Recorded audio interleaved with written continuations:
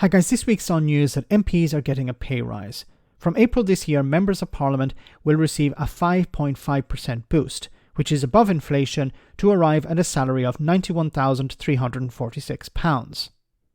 Is this fair? Is it deserving?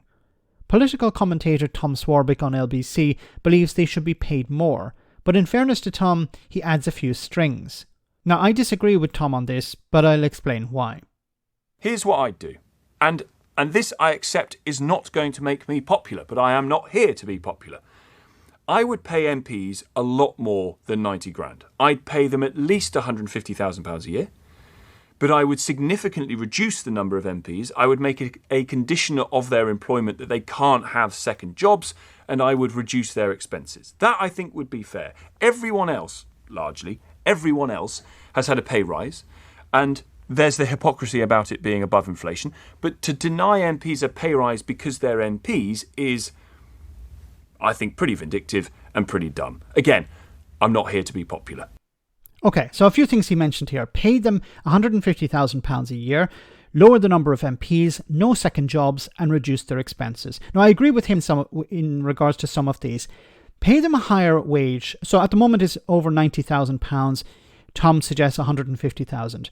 Now, one of the reasons judges, for example, are paid very high salaries is because it protects them from corruption. Well, that's the idea. That's part of the idea behind it. They have a lot of responsibility. In order to avoid judges being corrupted, we pay them a high salary. Now, that argument could be applied to politicians, but I think the bigger problem of corruption is in regards to political parties. So, yes, and there are a lot of corrupt MPs, but generally I think the bigger problem is the political parties themselves. They are the corrupting force.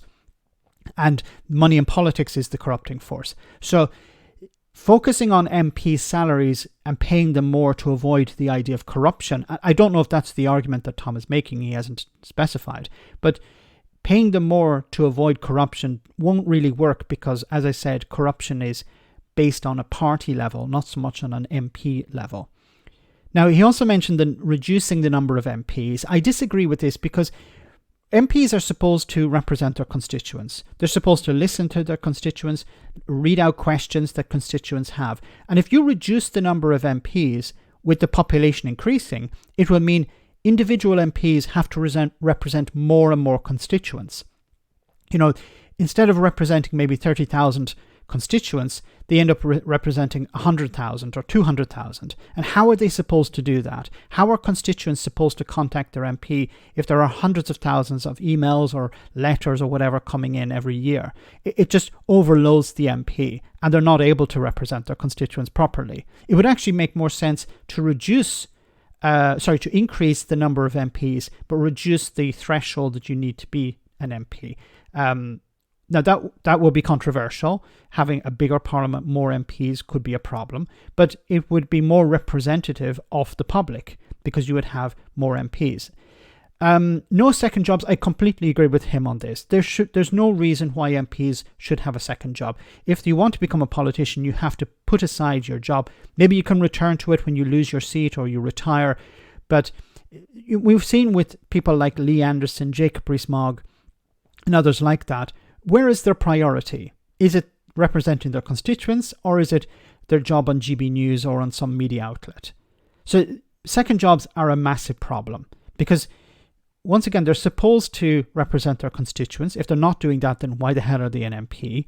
And we also hear MPs complaining about how much, they don't have any free time, they're overworked. Well, some MPs obviously aren't overworked if they have second, third, fourth and fifth jobs. And many of them do. So they will say, when push comes to shove, well, we're not paid enough. So finally, he mentioned about reducing expenses. I agree with this 100%. For example, one MP, Ian Paisley Jr. from Northern Ireland, member of the DUP party, is not a part of government, just a fringe party. I think he claimed something like £240,000 or £250,000, almost £250,000 in expenses in a 1 year period. And he's from a fringe party. How is it acceptable that Ian Paisley Jr. can claim such amount in expenses. So expenses have to be reduced. They have to be checked. If MPs make an expense, it has to be run through a system. It has to be signed off by someone. It seems to be a sort of free-for-all when it comes to expenses. But finally, I think the bigger problem here is the boost that people are saying. And I think, look, politicians deserve a pay increase, but it should be related to performance. Like most people's jobs, if you perform well, you get a bonus. If you don't, you don't.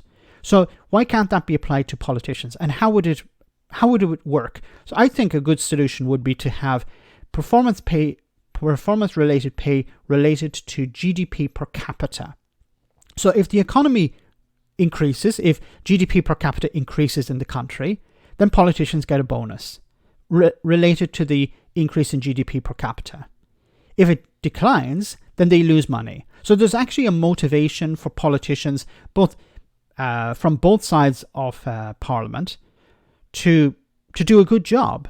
Because if the economy is growing and people's lives are getting better, then politicians should receive a bonus in relation to that, not some fixed inflation rate. Because if you think about it, if it's related to performance and not inflation, then then there's also another indirect motivation to keep inflation down. Because if inflation is running at 10% and politicians' incomes are not directly related to that, then there's a motivation for them to keep inflation down. If it's related to GDP growth, GDP per capita growth, then there's a motivation for them to grow the economy, to do a good job. And that's not what's happening at the moment. Politicians are getting a 5.5% boost, but growth in the economy has flatlined. So it's not performance related. So I don't see the justification for giving them a boost in income. These are just my ideas. Let me know in the comment section, guys, what you think. As always, your comments are greatly appreciated. Thanks a lot.